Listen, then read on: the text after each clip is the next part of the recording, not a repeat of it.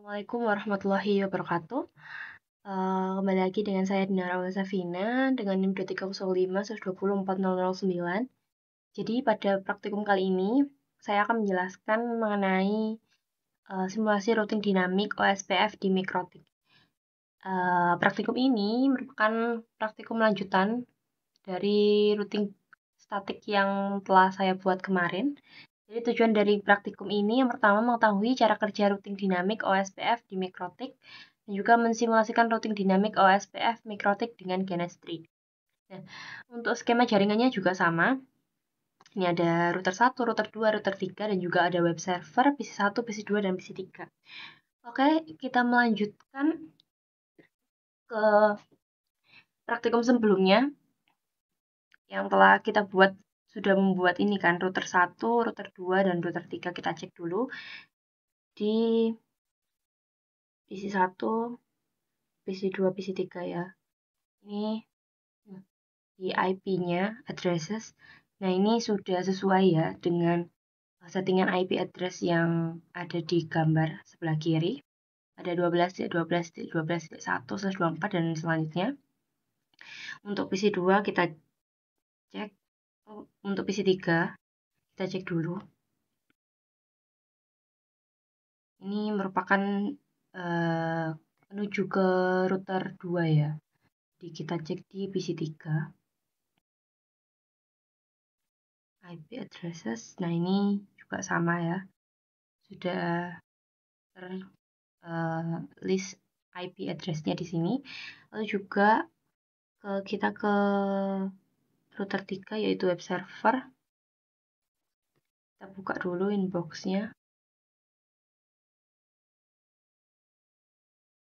Oke, IP addresses. Nah, ini juga sama. Udah ada 13 itu. Dan selanjutnya, selanjutnya kita setting routing OSPF pada router 1 yang pertama. Oke, karena saya sudah setting ya, jadi saya akan memperlihatkan settingannya. Kita buka dulu ini, saya X dulu. Oke, menuju routing dan juga ke OSPF. Nah, di sini di bagian network ya. Di network ini kita tambahkan, caranya nambah seperti biasa saja. Networknya kita tulis 12.12.12.0/24. Areanya tetap backbone saja, seperti ini. Oke, dan juga ini saya sudah tambahkan juga routing ke router 3 ini, routing ke router 2, ini router 3, dan juga ini ke PC 1 dan juga PC 2. Jadi memperkenalkan tangan dari router 1. Di router 1 tuh ada bisa menuju ke router 2, yaitu ini networknya, terus router 3 ini juga ke PC 1 dan PC 2 itu ini. Oke, selanjutnya untuk memperkenalkan tangan dari router 2 di PC 3 ya. Jadi saya buka dulu PC 3 ini. Nah, menuju ke routing OSPF. Di sini di bagian network itu akan memperkenalkan yang pertama 12 ini merupakan tangan menuju ke router 1, 23 ini menuju ke router 3, dan juga 192.168.1.128 ini ke PC 3. Jadi dia sudah memperkenalkan. Tambahnya juga seperti tadi cara menambahkannya. Lalu yang terakhir di web server atau router 3 ya. Kita setting untuk SPF-nya kita kenalkan di bagian network. Nah, ini bagian network ini juga memperkenalkan tangannya ini 13.13.13.0 ini merupakan tangan menuju ke router 1. 23.23.23.0 ini merupakan tangan menuju ke router 2 dan juga ini menuju ke web server. Oke, setelah itu selanjutnya download dan install web server XMPP di PC server. Karena saya sudah menginstal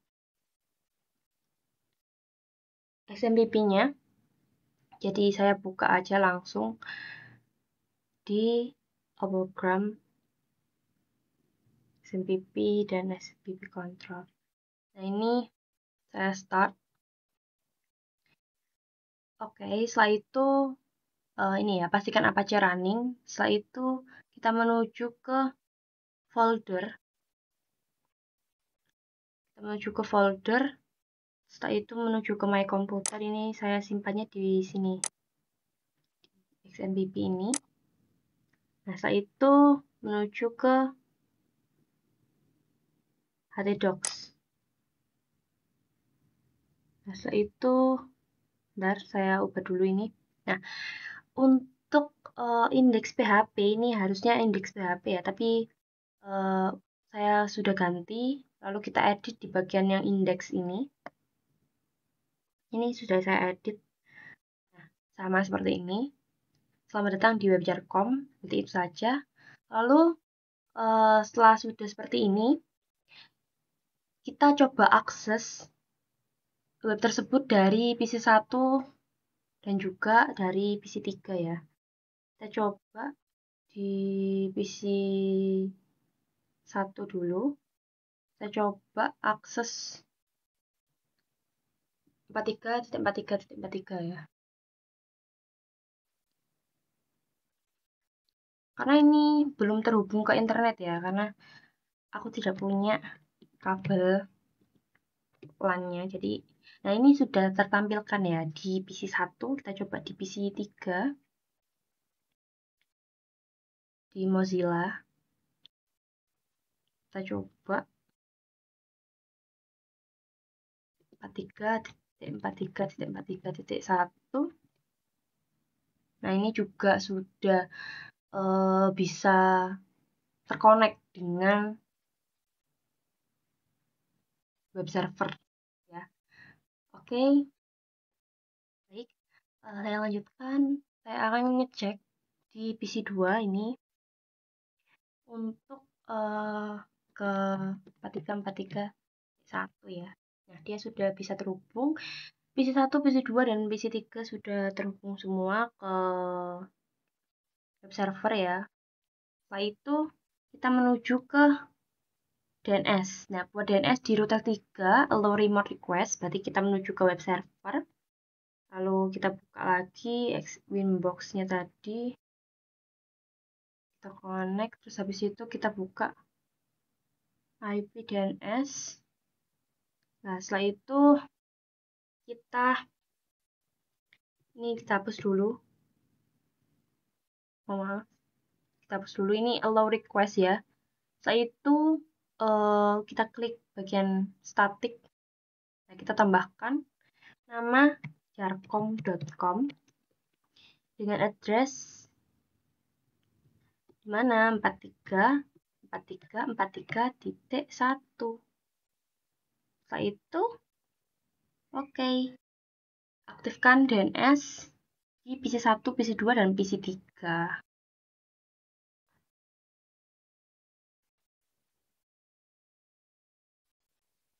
Apply. Oke. Nah, ini sudah kita buat ya untuk DNS-nya. Jadi kita coba akses pertama di CMD dulu. Kita buka di PC 1 dulu apakah bisa berjalan. Pertama kita coba dulu ping jarcom.com. Nah, dia sudah replay ya, artinya dia sudah terhubung ya DNS-nya sama PC 1. Coba kita cek di Mozilla jarcom.com apakah terbuka. Ternyata ya, Mbak. Kalau kita ngetik 43.43.43.1 terbuka, dan kita cek juga dengan DNS-nya juga terbuka. Oke, selanjutnya kita coba di PC 2 ya. Kita coba di PC 2 ini, kita coba di Mozilla, kita ketikkan jarcom.com. Oke, terbuka juga. Jadi berhasil ya, sudah. Ini untuk PC 3. PC 3 saya ke restart. Kita coba di jarcom.com. Oke, sudah terbuka juga. Setelah itu kita akan melakukan ini failover untuk apa. Kita akan melakukan failover untuk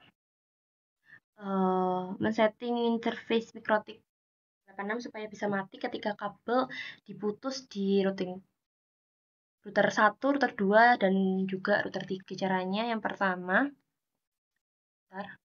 Oke, selanjutnya kita buka di PC1, kita akan melakukan ini ya, failover. Jadi kita paste ini, kita tempelkan di terminal di PC1, PC2, router 1, router 2, dan juga router 3. Seperti itu. Kita tutup dulu ini. Kita buka di Winbox-nya ya. Kita buka di bagian terminal. Oke, kita buka ya, new terminal. Kita paste. Nah, kita paste, kita klik. Bentar, kita paste. Nah, ini.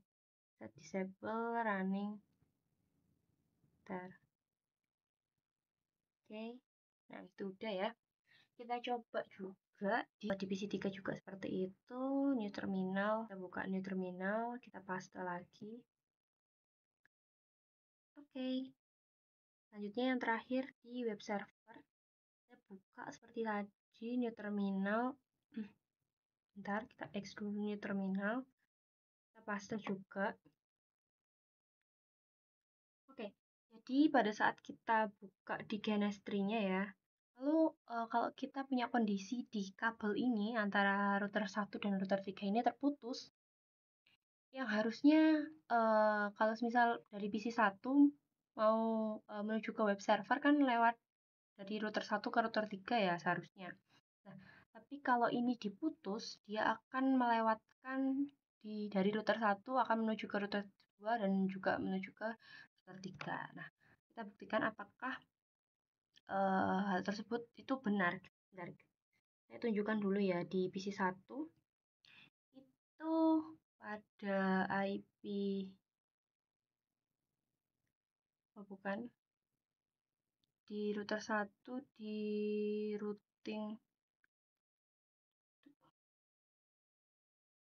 Nah, di roots ini di sini kan eh kalau kemarin kita kan statik ya.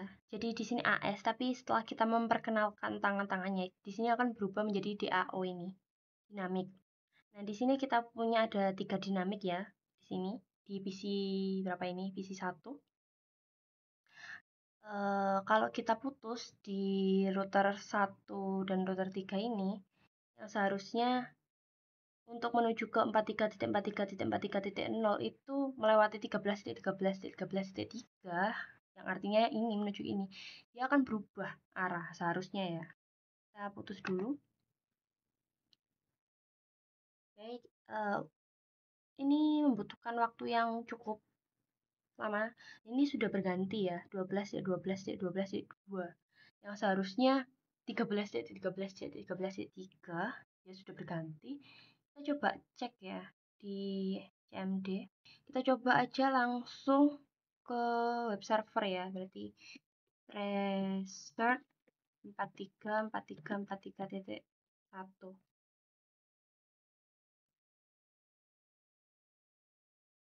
Membutuhkan waktu yang cukup lama ya.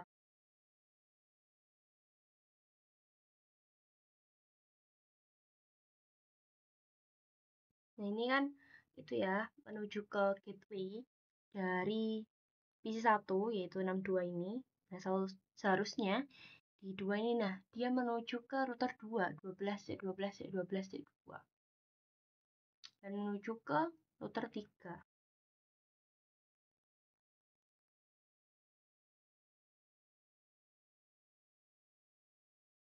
Nah, menuju ke router 3, setelah itu ketemu deh web servernya. IP dari web server yang kita tuju.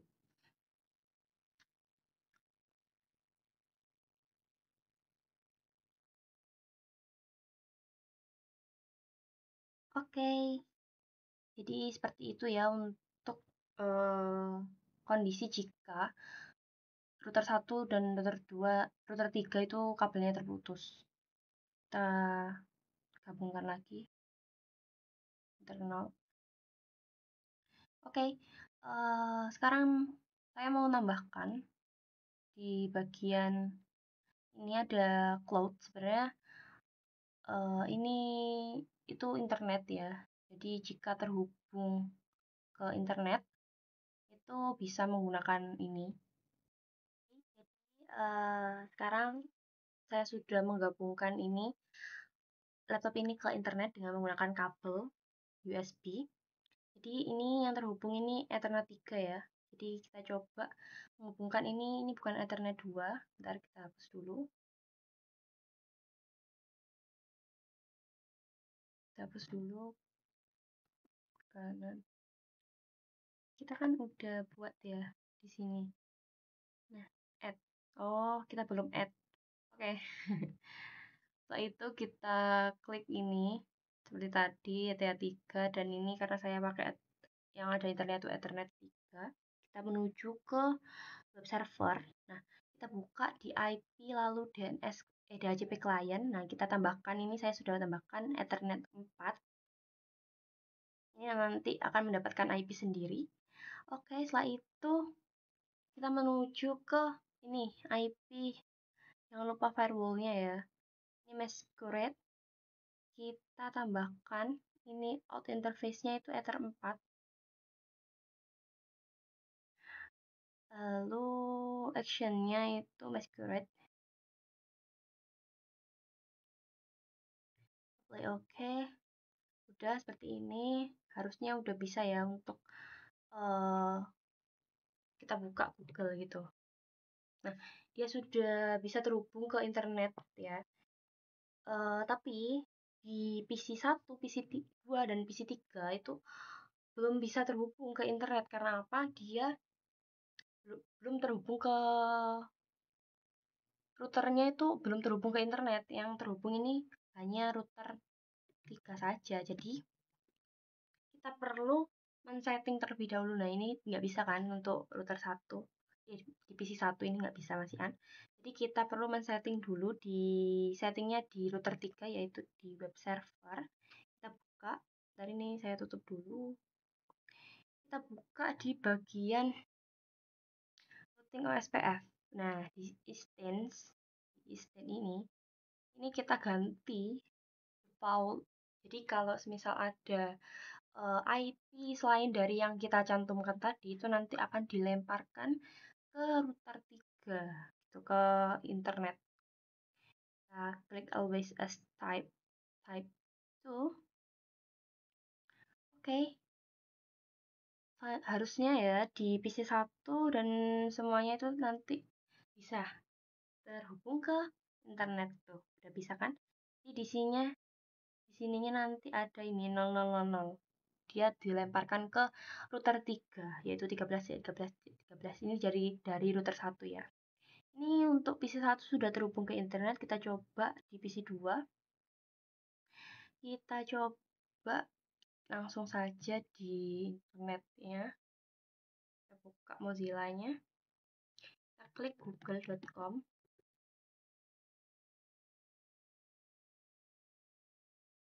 Nah, ini juga sudah terhubung ke internet.